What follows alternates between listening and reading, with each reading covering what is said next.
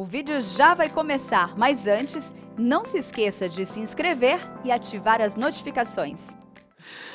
Abra sua Bíblia comigo, por favor. O livro de Jó 42, capítulo 42.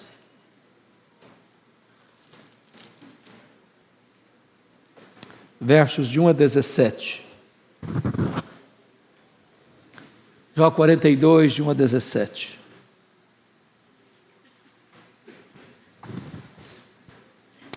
Está escrito assim: Então respondeu Jó ao Senhor: Bem sei que tudo podes, e nenhum dos teus planos pode ser frustrado.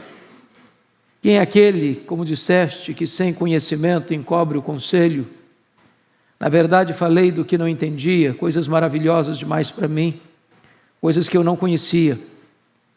Escuta-me, pois, havias dito, e eu falarei. Eu te perguntarei e tu me ensinarás. Eu te conhecia só de ouvir, mas agora os meus olhos te veem. Por isso me abomino e me arrependo no pó e na cinza.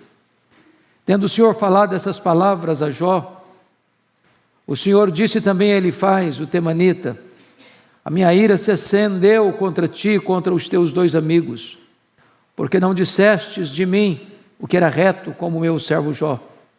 Tomai, pois, 7 novilhos e 7 carneiros, e ide ao meu servo Jó, e oferecei holocaustos por vós. O meu servo Jó orará por vós, porque dele aceitarei a intercessão, para que eu não vos trate segundo a vossa loucura, porque vós não dissestes de mim o que era reto, como o meu servo Jó. Então foram Elifaz, o temanita, e Bildade, o suíta, e Zofar, o naamatita, e fizeram como o Senhor lhes ordenara, e o Senhor aceitou a oração de Jó. Moldou o Senhor a sorte de Jó, quando este orava pelos seus amigos, e o Senhor deu-lhe o dobro de tudo que antes possuíra. Então vieram a ele todos os seus irmãos e todas as suas irmãs, e todos quantos dantes o conheceram, e comeram com ele em sua casa, e se condoeram dele, e o consolaram de todo o mal que o Senhor lhe havia enviado. Cada um lhe deu dinheiro e um anel de ouro. Assim abençoou o Senhor o último estado de Jó, mais do que o primeiro, porque veio a ter 14.000 ovelhas, 6.000 camelos, 1.000 juntas de bois e 1.000 jumentas. Também teve outros 7 filhos e 3 filhas. Chamou o nome da primeira Gemima, a da outra Késia, e da terceira Queren-Rapuque. Em toda aquela terra não se acharam mulheres tão formosas como as filhas de Jó. E seu pai lhes deu herança entre seus irmãos. Depois disto, viveu Jó 140 anos, e viu a seus filhos e aos filhos de seus filhos até a 4ª geração. Então morreu Jó velho e farto de dias. Amém.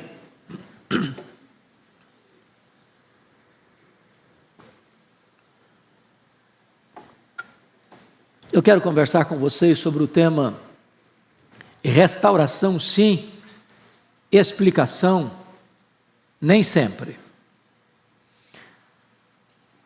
Jó é uma figura emblemática na Bíblia. Os teólogos liberais, abandonando a fidelidade às Escrituras, dizem que Jó não existiu, que ele é uma metáfora, que ele é uma lenda, que ele não foi uma pessoa real. Discordamos frontalmente desta posição. Quem foi este homem? A Bíblia diz que Jó foi um homem rico, muito rico. Aliás, o mais rico da sua geração no Oriente. A Bíblia diz que Jó foi um homem crente. Ele era um homem temente a Deus, um homem que se desviava do mal, um homem íntegro, um homem reto. A Bíblia diz que Jó era um pai exemplar, que orava pelos seus filhos todos os dias, orava de madrugada, orava perseverantemente, preocupado com a vida espiritual dos filhos. A Bíblia diz que Jó era um homem generoso, ele era os olhos dos cegos, ele era a perna dos aleijados, ele ajudava as viúvas e os aflitos no seu tempo, refrigerando a alma deles e trazendo esperança para eles. A Bíblia diz, entretanto, que apesar de todos esses predicados, Jó foi um homem duramente provado e provado por Deus.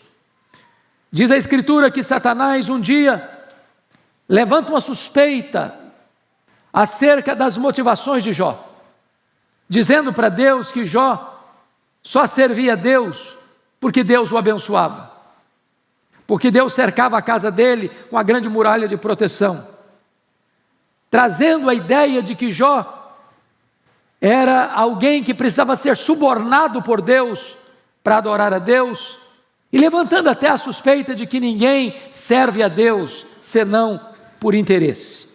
E Satanás acusou Jó de amar mais o dinheiro do que a Deus, de amar mais a família do que a Deus, de amar mais a si mesmo do que a Deus.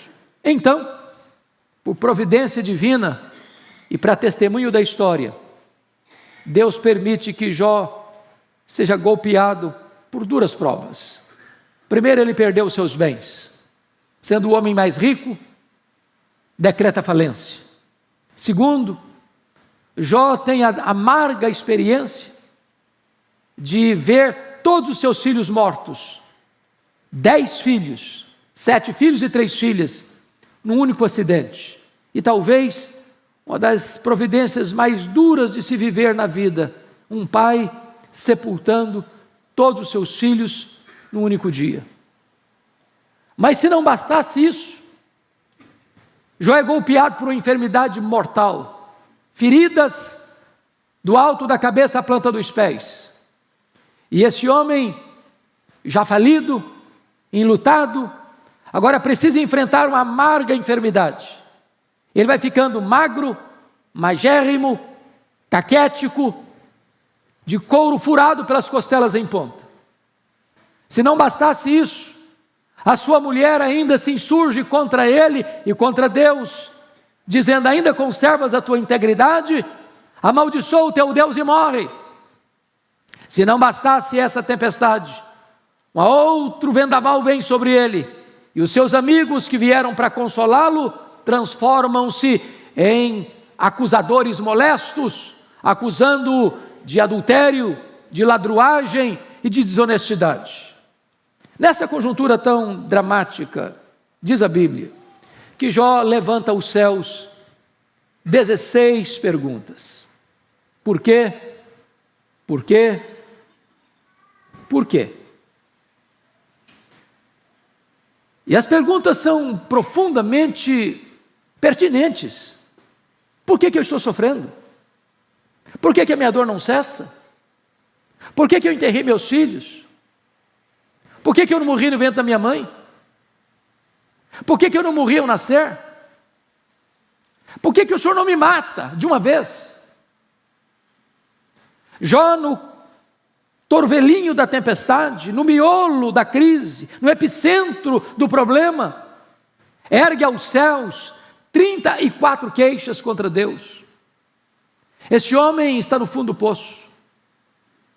Ele perdeu seus bens, ele perdeu sua saúde, ele enterrou seus filhos, ele foi abandonado pela esposa na maior e mais profunda crise da sua vida, e ele foi acusado pelos seus amigos. Mas diante de tantas perguntas e de tantas queixas, a única resposta que ele escutou foi o silêncio de Deus.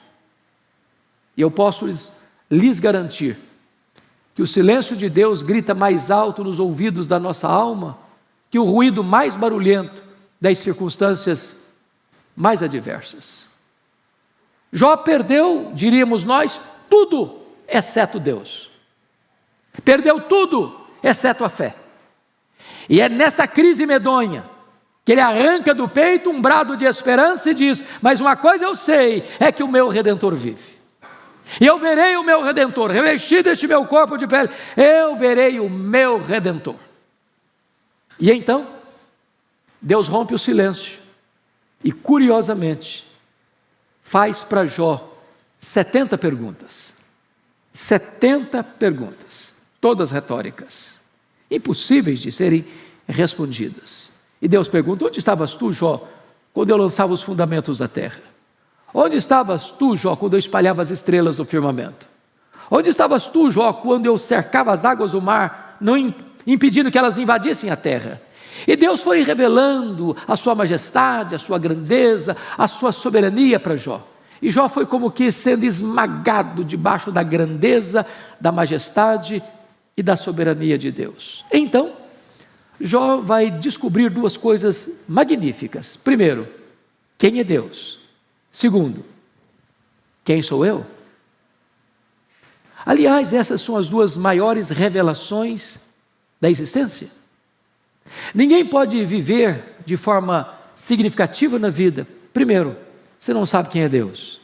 Ninguém pode viver uma vida sensata, você não sabe quem é Ele mesmo. E então Jó, no capítulo 42, o texto que nós lemos, vai retratar algumas coisas dignas de destaque.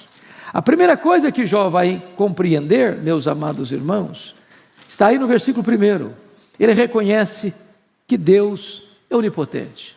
Agora eu sei, ou bem sei, que tudo podes. Não há descoberta mais importante para a sua vida do que esta, nesta manhã. Quem é o seu Deus? Quão grande é o seu Deus? Quão poderoso é o seu Deus? Quanto pode o seu Deus? Vejam vocês que a circunstância não mudou. O que mudou foi o conceito. Não foi a realidade circunstancial que mudou, foi a teologia que mudou.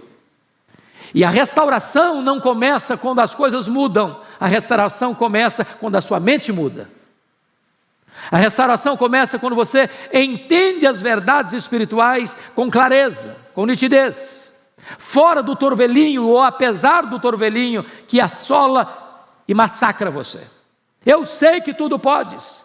O seu Deus é o todo-poderoso Deus. O seu Deus controla o universo. O seu Deus dirige as estações do ano. O seu Deus dirige as nações da terra. O seu Deus tem controle sobre a sua vida. O seu Deus tudo pode. E essa é a verdade que você hoje precisa também compreender à luz desse texto. A segunda coisa que Jó vai entender de uma maneira tão linda é que Deus tem um plano, que não existe acaso, que não existe sorte, que não existe azar, que não existe determinismo cego, que não existe sincretismo nem misticismo. Ele vai dizer no verso 2 ainda: e nenhum dos teus planos pode ser frustrado. Entender isso é libertador. Entender isso traz restauração para a alma. Você saber que a sua vida não é uma lasca de lenha jogada no mar da vida e empurrada de um lado para o outro ao sabor das circunstâncias. A sua vida está nas mãos do Deus Todo-Poderoso e Ele está trabalhando por você e não contra você, para que todas as coisas cooperem para o seu bem. Mas ele vai descobrir algo maior ainda. Ele vai reconhecer agora quem é Ele. E a primeira coisa que ele descobre, que ele é extremamente limitado em seu conhecimento. Ele diz no verso 3, na verdade eu falei do que eu não entendia. Meus irmãos, está aqui para mim uma das coisas mais lindas. Quanto mais um homem sabe, quanto mais um homem conhece, quanto mais ele granjeia conhecimento, quanto mais ele avança na sabedoria humana, mais este homem é humilde. Só lata vazia faz barulho. Só restolho xoxo é que não se dobra. O que você sabe é quase nada diante do que você não sabe. O sábio é aquele que sabe que não sabe, porque o que você sabe é muito pouco em relação ao que você não sabe. Então, quando você chega diante de Deus, o Todo-Poderoso Deus, você não pode chegar de narizinho empinado. Você não pode chegar com soberba e altivez. Você precisa compreender que você é um ser limitado e profundamente limitado diante da majestade e da grandeza de Deus. Mas Jó descobriu mais. Ele descobriu, meus amados irmãos, não só isso, mas o seu limitado conhecimento do próprio Deus. Não só da vida, não só da realidade, não só da história, não só dos acontecimentos. Ele diz no verso 5, eu te conhecia só de ouvir, mas agora os meus olhos te veem. Então me permita uma pergunta nesta manhã. Você conhece a Deus? quanto você conhece a Deus. Porque conhecer a Deus não é uma coisa teórica, não. Não é uma matéria que você aprende numa escola e discorre numa prova os caracteres de Deus, os atributos de Deus, as obras de Deus, as perfeições de Deus. Isso você pode aprender com um bom livro de teologia. Você conhece a Deus? Porque conhecer a Deus é a própria essência da vida eterna. Foi Jesus quem disse isso. Foi Jesus quem disse isso. E a vida eterna é esta: conhecer a Deus e a Jesus Cristo, a quem enviaste. Quanto você conhece a Deus? Quão íntimo você é de Deus? Quão profundamente você se relaciona com esse Deus? O que é curioso é que o homem que era o homem reto, o homem justo, o homem temente a Deus, o homem que se desviava do mal, o homem que recebe do próprio Deus o maior elogios e os maiores encômios, quando o próprio Deus diz: não há ninguém na terra semelhante a ele, diante da majestade de Deus à sua frente, ele bota a mão na boca e diz: meu Deus, eu te conheci só de ouvir, agora os meus olhos te veem. Eu quero dizer para você que você pode conhecer muito mais de Deus. Você pode ter muito mais de Deus. A mais ousada oração da Bíblia para mim é Efésios 3,19, e lá o apóstolo Paulo está orando e pedindo para que você e eu sejamos tomados de toda a plenitude de Deus. E esse Deus é transcendente, e nem os céus dos céus pode conter esse Deus. Este mundo que tem mais de 93 bilhões de anos-luz de diâmetro, este Deus é maior do que este mundo, porque Ele é transcendente, e agora você pode ser tomado de toda a plenitude de Deus, e você pode conhecer a Deus, e continuar conhecendo a Deus. E eu lhes garanto que nem toda a eternidade será suficiente para você esgotar o conhecimento de Deus, porque Deus é ilimitado em seu ser. Mas agora Jó está não só conhecendo a Deus, ele está conhecendo ele mesmo. Vou lhes dizer que ninguém pode conhecer a Deus sem também conhecer a si mesmo. Alguém diz: como é que se lida com vaidade? Como é que se lida com soberba? Como é que se lida com dessa mosca azul da vaidade? A resposta é: conheça a Deus e conheça você mesmo. Eu pergunto a vocês, à luz do versículo 6, por isso eu me abomino e me arrependo no pó e na cinza. Quem aqui, em sã consciência, pode levantar o nariz, estufar o peito e dizer: eu sou uma pessoa maravilhosa? Deus foi tão sábio ao me escolher. Porque se Deus não tivesse me escolhido, Ele teria cometido um erro estratégico muito grande, porque eu sou uma pessoa magnífica. Eu mereço medalha de honra ao mérito. Eu mereço subir no alto pódio da fama e botar o pé na calçada da fama da cidade da Nova Jerusalém, porque eu sou uma pessoa magnífica. Essa foi a ilustração que o pastor Orival usou no primeiro sermão. Se você conhece a Deus e se você conhece a si mesmo, você baixa a bola. Se você conhece a Deus e você conhece a si mesmo, não tem espaço para arrogância no seu coração. Jó vai dizer o seguinte: por isso eu me abomino no pó e na cinza. Mas, meus irmãos, o que me impressiona é que este Deus é o Deus da restauração. Restauração, sim. Explicação, nem sempre. E eu queria que você fosse comigo para o verso 10, porque numa lida deste livro, numa sentada só, você vai descobrir que o verso 10 é a chave da virada do livro, é a chave hermenêutica do livro. Porque o livro não trata de sofrimento, o livro trata de restauração.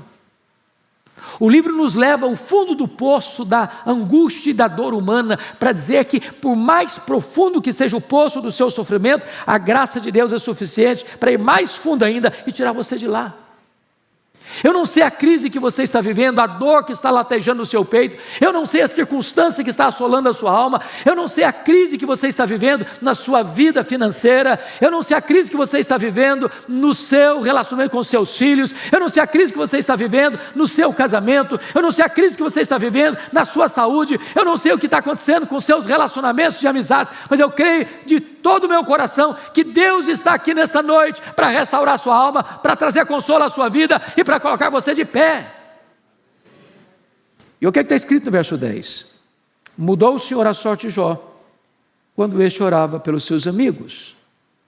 E o Senhor deu-lhe o dobro de tudo o que antes possuíra. O que está escrito aqui? Por que está escrito isso aqui? O que está escrito aqui, irmãos, é que os amigos dele, por quem ele orou, acusaram Jó de ladrão. E Jó era um homem generoso. Acusaram Jó de adúltero.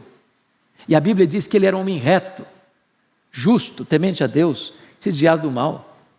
Acusaram Jó de explorar os pobres, as viúvas, quando a Bíblia diz que Jó era a perna dos aleijados e os olhos dos cegos. E eu faço uma perguntinha simples para você.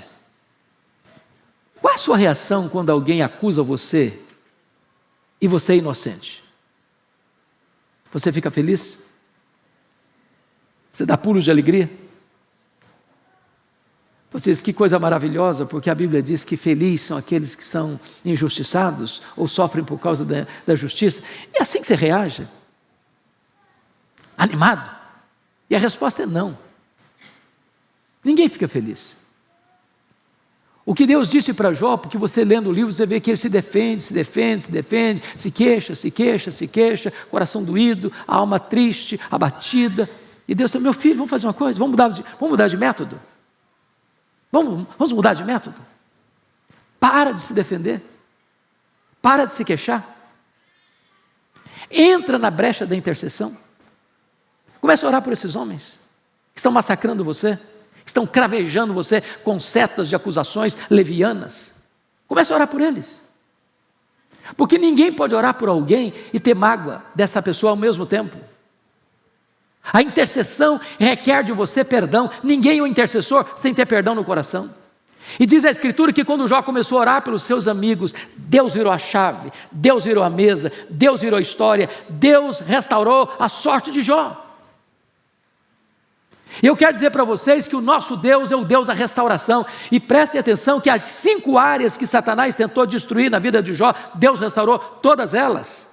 Primeiro, Deus restaurou a saúde dele, conforme está escrito lá no versículo 16. Deus lhe deu mais 140 anos de idade, mais 140 anos de vida.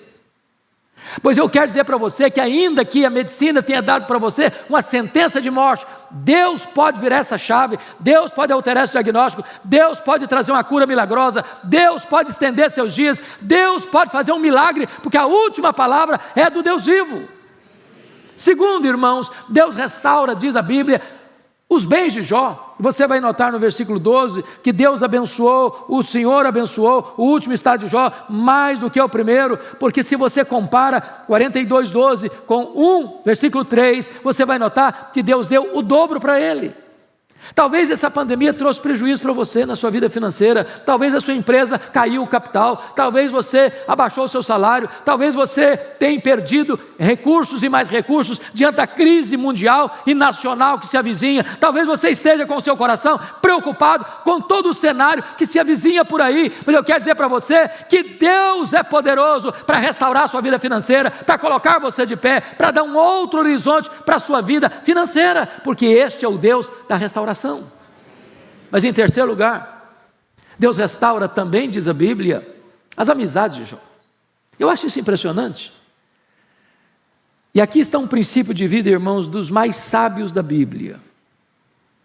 Via de regra, quando você está sendo injustiçado, você quer tomar esta causa nas suas mãos, para fazer justiça com as suas mãos, ou para se defender, ou para devolver a acusação. E aí o que acontece? Deus vai lá para os acusadores de Jó e disse para eles assim, olha, vocês foram loucos, vocês não falaram de mim o que é justo, o que é certo, como o meu servo Jó falou. Então, eu vou restaurar vocês, mas para vocês serem restaurados, vocês vão ter que ir lá naquele homem que vocês criticaram, acusaram levianamente, porque eu vou ouvir a oração daquele homem para restaurar vocês. E Deus está nos ensinando um princípio. Qual o princípio? O princípio é este: se você cuidar da sua piedade, Deus vai cuidar da sua reputação. Você não tem que se defender, você tem que andar com Deus, porque quando você anda com Deus, Deus defende você. Quando você anda com Deus, quem criticou você vai ter que voltar a você e mudar de opinião a seu respeito. Deus restaura as amizades de Jó. Mas mais do que isso, diz a Bíblia que Deus restaura também o casamento de Jó. Há poucos dias eu escutei um pregador falando sobre Jó, pastor Ival, ele disse que Jó casou de novo, casou com outra mulher. Aquela já estava muito problemática, já tinha chutado a canela dele quando ele estava com sofrimento, e ele virou a página e ele buscou uma outra alternativa. Embora a Bíblia não diga nada, eu quero crer que ele casou com a mesma, exatamente porque a Bíblia não diz nada. Que se a Bíblia tivesse passado a ideia de que ele teria casado com outra mulher, estaria claro. E para casar com a mesma mulher, que desejou para ele a morte, ou mandou ele morrer, na hora do sofrimento, tinha que ter perdão. E casamento é isso. Casamento não é uma relação 100% correta do começo ao fim. Casamento é uma relação de duas pessoas imperfeitas que precisam recomeçar todos os dias. Talvez você está magoado com o seu marido, ou talvez você está magoado com a sua mulher. Talvez você está pensando até que não tem jeito. Tem muitas pessoas que já jogaram a toalha. E eu quero encorajar você hoje, em nome de Jesus, a restaurar o seu casamento, a perdoar seu marido, a perdoar sua mulher, a recomeçar. Porque o melhor de Deus pode estar pela frente. Quando Jesus faz o milagre, o vinho novo é melhor que o vinho antigo. Deus pode mudar a sua história. Deus pode mudar a sua realidade.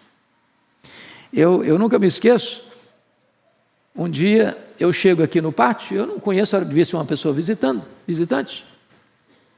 Preciso defender a nossa igreja, né, pastor? E a pessoa disse assim: ô pastor, eu vim comunicar ao senhor aqui, o senhor me conhece há tanto tempo, eu venho aqui de vez em quando, mas frequenta a igreja e tal, e eu dizer para o senhor o seguinte: eu estou me separando, passando uma crise, e estou me separando. Falei: é mesmo, você está se separando? Falei: estou separando. Mas você vai divorciar? Falei: vou divorciar. E eu falei: minha filha, por que você vai divorciar? Ela respondeu assim para mim: secou. Se botar a legenda, secou. Falei: é mesmo, secou. É? Ué, mas se secou, tem esperança para você. Ela regalou os olhos, falou: como assim tem esperança? Ué, mas Deus fez a vara seca do Arão florescer, Ele faz o seu coração seco aí florescer também. Falou: o senhor perdeu o juízo, eu estou falando para o senhor que morreu tudo aqui dentro. Falei: morreu? Ué, mas se morreu também tem esperança. Você não viu na Bíblia lá que Jesus ressuscita os mortos? Ele ressuscita o sentimento da morte em seu coração. Falou: o senhor ficou doido, o senhor endoideceu. Estou dizendo para o senhor que acabou, não tem mais nada, nada, acabou tudo. Falei: acabou, filha. Então tem esperança? Você não leu na Bíblia lá que Deus chama a existência as coisas que não existem? Ele pode chamar a existência o que não tem mais nada aí. Vamos fazer o seguinte, nós vamos orar junto. Eu vou orar com você uma semana. Na próxima segunda você volta aqui. Conexão com Deus. E voltou. Pastor, acabou mesmo a vontade de divorciar. Deus está fazendo algo maravilhoso na minha vida. Eu quero dizer para você que com Deus tem recomeço, com Deus tem restauração. Não joga a toalha não, creia que Deus está nesse negócio e Ele pode restaurar o seu casamento. Mas Deus restaurou até os filhos. Ele tinha 10, passou até 10 de novo. Eu acho isso incrível. E eu queria muito aqui que você corrigisse uma frase que é muito usada no meio evangélico e nós não podemos usar essa frase. Morre o pai, morre a mãe, morre o irmão. Doloroso demais, às vezes morre um filho, morre uma filha. E aí a pessoa diz assim: perdi meu pai, perdi minha mãe, perdi meu filho, perdi meu irmão. Essa não é uma frase boa para um crente usar. Você perde algo ou alguém quando você não sabe onde está. Como aquele pai que depois de sepultar o seu filho, voltava do cemitério, um amigo veio lhe dar um abraço e disse: meus pêsames, fiquei sabendo que você perdeu o seu filho. Ele responde: não, eu não perdi meu filho. Eu sei onde meu filho está, eu sei com quem o meu filho está. Meu filho está com Jesus, meu filho está no céu. Eu não perdi meu filho. Jó não perdeu seus filhos. Jó tem agora 10 filhos no céu, agora ele tem 10 filhos na terra. Deus restaurou e restaurou completamente. Restauração, sim. Explicação, nem sempre. Sabe o que me impressiona no livro de Jó? É que você e eu sabemos o fim. Você e eu sabemos o enredo. Você e eu sabemos a trama. Você e eu sabemos todos os nós da história de Jó. Mas Jó não sabia. Deus restaurou Jó, mas Deus não explicou para Jó por que ele sofreu. Todos os personagens da história do livro de Jó, na saga de Jó, estão equivocados. O diabo está errado, porque pensou que Jó servia a Deus por interesse. A mulher de Jó estava errada, porque achou que Deus não era digno de ser adorado no sofrimento. Os amigos de Jó estavam errados, porque acharam que Jó estava sofrendo porque tinha cometido graves pecados contra Deus. Jó estava errado, porque achou que Deus o massacrava, Deus o afligia desesperadamente. Deus restaurou, mas Deus não explicou. Nem sempre, irmãos, nós teremos explicações. É por isso que a Bíblia diz que nós não vivemos pelo que enxergamos, nós vivemos pela fé. De vez em quando, alguém se aproxima de mim para dizer: pastor, eu tenho tantas perguntas que não consegui resposta. Eu falei: nem vai ter. Mas eu vou chegar com a minha listinha de perguntas no céu. Eu vou querer saber, Deus vai ter que me explicar, Jesus vai ter que me esclarecer isso. E eu quero dizer para você que não vai ser preciso, não. O céu é autoexplicativo. As nossas perguntas não farão sentido lá, porque a Bíblia diz que a nossa leve e momentânea tribulação produzirá para nós eterno peso de glória acima de toda comparação. Então, saiba disso, Deus está aqui e Ele é poderoso para restaurar a sua vida. Restaurar a sua vida financeira, restaurar a sua saúde, restaurar seus filhos, restaurar seu casamento, restaurar suas amizades, restaurar todas as coisas. Explicação? Nem sempre. Então, ao chegar no céu, você vai conhecer como você também é conhecido. Lá tudo é luz, lá tudo é claro, lá tudo está esclarecido, lá não tem qualquer sombra de dúvida ou confusão. É neste Deus que nós cremos, o Deus da nossa restauração. Vamos ficar em pé, queridos, e vamos orar.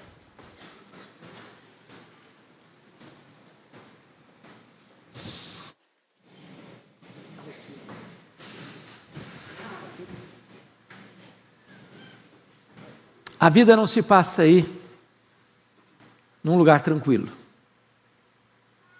Cada um aqui tem uma história de vida, cada um tem suas lágrimas, cada um tem suas dores, suas angústias.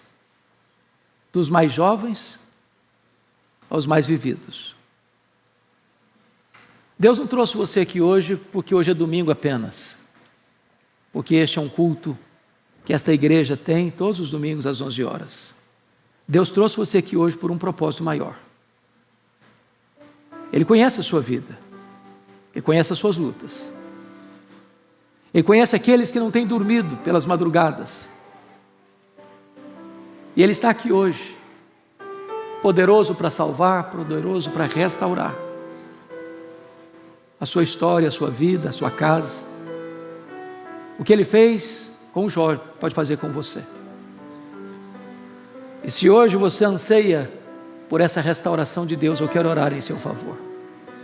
Onde você está, se você deseja oração específica nesta área de restauração, queria que você levantasse uma das suas mãos. A igreja vai orar por você. Deus está aqui neste lugar, poderoso para fazer esta grande obra na sua vida. Senhor Deus, nós te adoramos, porque Tu és o mesmo, ontem, hoje, para sempre serás o mesmo. Tu és o Deus de Jó, Tu és o Deus da Igreja Presbiteriana de Pinheiros, Tu és o Deus das famílias aqui reunidas e representadas, Tu és o Deus de todos aqueles que estão nos assistindo nos mais diversos lugares do Brasil e do mundo. Meu Deus, Tu sabes a luta, a dor, a angústia, o choro, a lágrima que atinge cada um de nós.